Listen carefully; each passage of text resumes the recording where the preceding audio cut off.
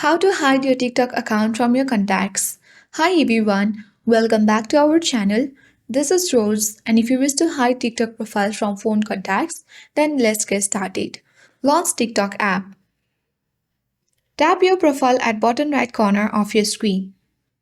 Tap three-line menu icon at top right. Access setting in privacy option. Choose privacy option at top.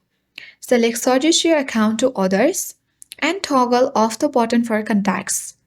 Now toggle off the button for Facebook friends.